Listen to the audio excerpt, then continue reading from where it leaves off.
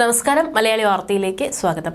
അയോധ്യ എന്ന ചരിത്ര നഗരത്തിന് 1000 കിലോമീറ്ററുകൾ അകലെ ഒഡീഷയിൽ മറ്റൊരു രാമക്ഷേത്രം കൂടി ഭക്തർക്കായി തുറന്നിരിക്കുകയാണ്. ഒഡീഷയിലെ ന്യായ്ഗഡ് ജില്ലയിലെ ഫത്തേഗഡ് എന്ന ഗ്രാമത്തിലാണ് പുതിയ രാമക്ഷേത്രം തുറന്നത്. അയോധ്യയിൽ രാംലല്ലയുടെ പ്രാണപ്രതിഷ്ഠ ചടങ്ങുകൾ നടക്കുന്ന അതേ വേളയിൽ തന്നെയായിരുന്നു ഒഡീഷയിലെ രാമക്ഷേത്രത്തിന്റെ പ്രധാന ചടങ്ങുകൾ നടന്നത്. 73 അടി നീളത്തിലുള്ള രാമവിഗ്രഹമാണ് ഇവിടെ പ്രതിഷ്ഠിച്ചിരിക്കുന്നത്.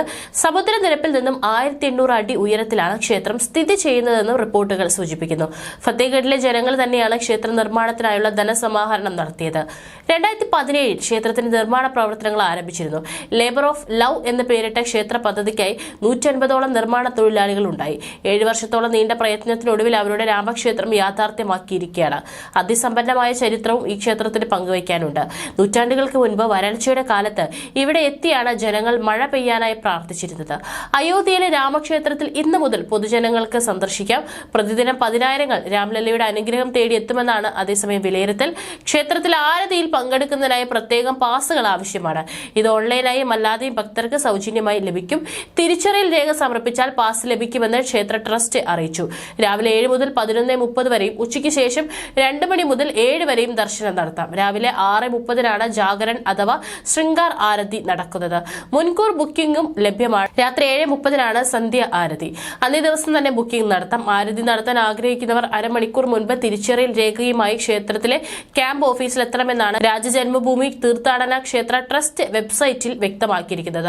ക്ഷേത്രത്തിന്റെ താഴത്തെ നിലയിലാണ് ശ്രീകോവിൽ. ഇവിടെയാണ് രാമലല്ലയെ പ്രതിഷ്ഠിച്ചിരിക്കുന്നത്.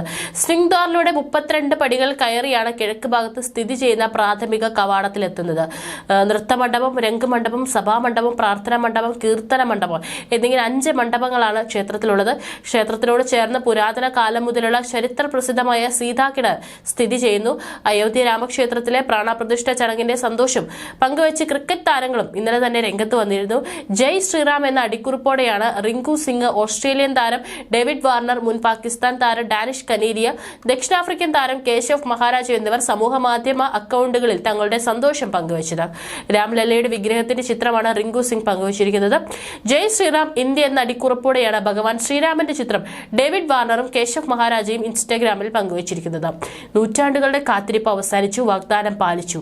അയോധ്യയിൽ ഭഗവാൻ ശ്രീരാമന്റെ പ്രാണപ്രതിഷ്ഠ പൂർത്തിയായി. ഡാനിഷ് കനേരിയ പറഞ്ഞു, അയോധ്യയിലെ പുതിയ ശ്രീരാമ ക്ഷേത്രത്തിൽ എത്താൻ കഴിഞ്ഞതിൽ സന്തോഷമുണ്ട്.